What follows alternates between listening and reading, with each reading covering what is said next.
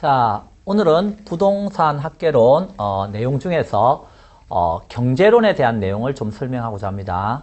자, 우리는 부동산에 대해서 법률적, 경제적, 기술적인 측면에서 문제가 생긴다. 그러면 복합 개념으로 접근한다. 이렇게 말씀을 드렸죠. 그런데 그 복합 개념 중에서도 특히 경제적인 측면, 여기가 학개론에서 아주 관심 있게 보는 파트입니다. 자, 그래서 부동산 경제론에 대해서 보는데요.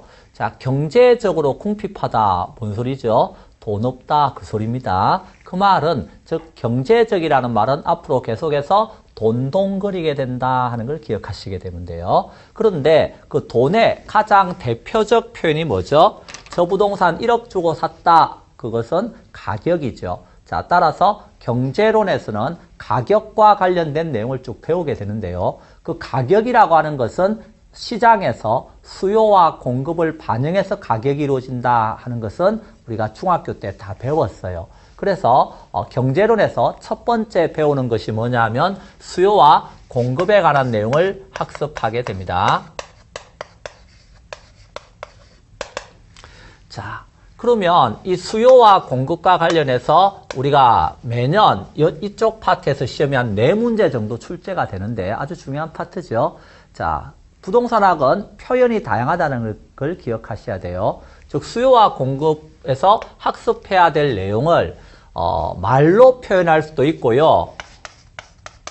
글로 표현할 수도 있습니다. 그래프라든가 그림으로 표현할 수도 있습니다. 또 수와 식으로 표현할 수도 있습니다. 표현이 다양하니까 그렇죠? 자, 그래서 이 학습해야 될 내용을 이렇게 다양하게 표현할 수 있는데 그 중에 수와 식으로 표현되어서 시험 문제가 나오면 우리는 대단히 싫어하게 되는 거죠. 왜? 우리는 수하고 식하고 안 친하잖아요. 자, 그래서 그런데 적어도 책에는 글로 표현되어 있고 제가 말로 강의를 할 겁니다. 자, 그리고 여기 보면 책에 그래프나 그림도 나와 있어요. 그러면 수요와 공급을 그래프나 그림으로 나타내 보면요. 우리가 학습해야 될 내용이 뭐냐 하면 자, 여기에서 알프레드 마샬이라는 학자가 약속을 했어요. 지금까지 이렇게 글로 표현되어 있던 것, 수와 식으로 표현되어 있는 것을 그래프로 그리면서 세로축은 돈과 관련된 걸 쓴다. 이렇게 약속을 한 겁니다. 그 돈의 대표편이 뭐죠? 가격이죠.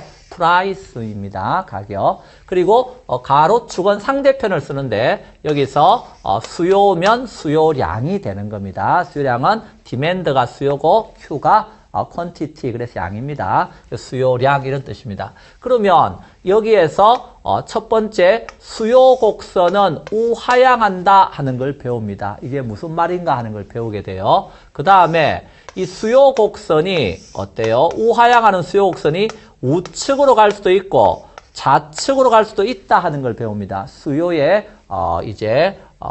변화, 그래서 우측이나 좌측으로 이동한다 하는 것을 배우게 됩니다. 자, 그 다음에 수요 곡선이 우하향하긴 하는데 얘가 세워져서 우하향할 수도 있고요. 누워서 우하향할 수도 있다는 것 배웁니다. 이쪽 파트가 수요의 탄력성 파트가 되겠습니다.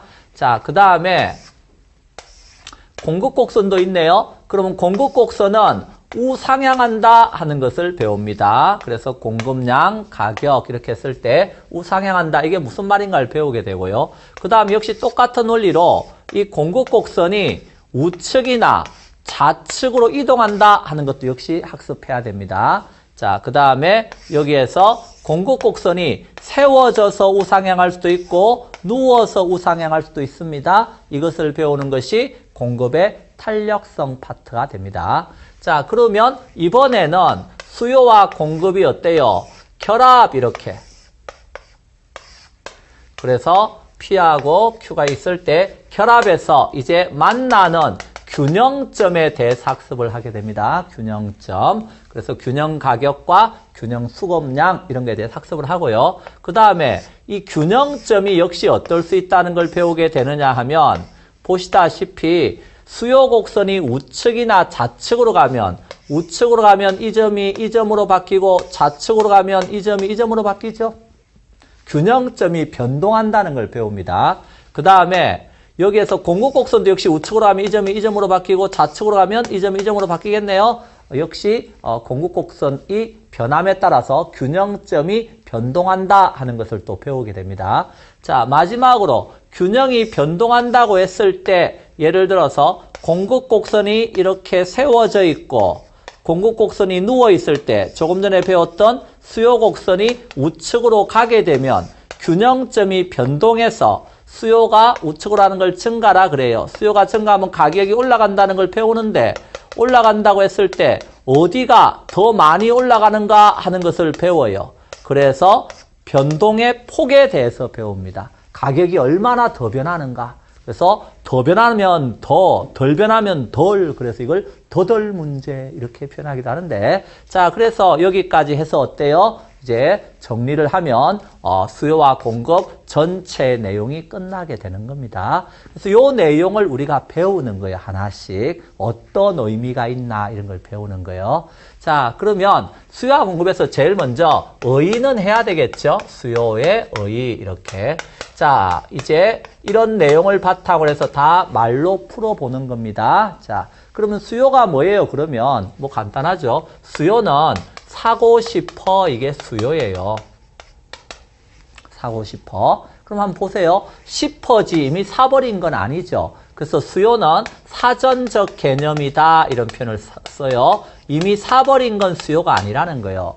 그리고 사고라는 말은 공짜가 아니잖아요. 대가를 지불할 수 있어야 되는 겁니다. 그래서 이렇게 구매력이 뒷받침되어 있는 수요. 이때 구매력은 은행에서 융자 받았다 이런 것도 구매력이 되는 거예요. 구매력이 뒷받침되어 있는 수요를 유효수요라고 쓰는 거예요. 이렇게. 그래서 수요는 유효수요 개념입니다.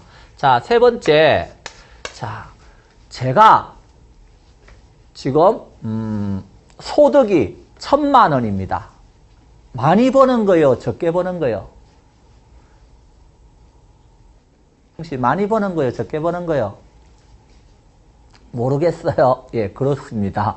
왜요? 이 개념은 명확한 개념이 아니에요. 자, 소득이 1,000만 원이다 그랬을 때 뭘 딱 명시해줘야죠? 이게 한 달치 소득인지 1년치 소득인지 이게 딱 정리가 돼야 많이 버는지 적게 버는지에 대한 개념이 명확해지잖아요. 그래서 이렇게 일정 기간을 딱 명시해줘야 명확해지는 개념을 유량 개념이라 그래요. 그럼 소득이라든지 또 이자 제가 어때요?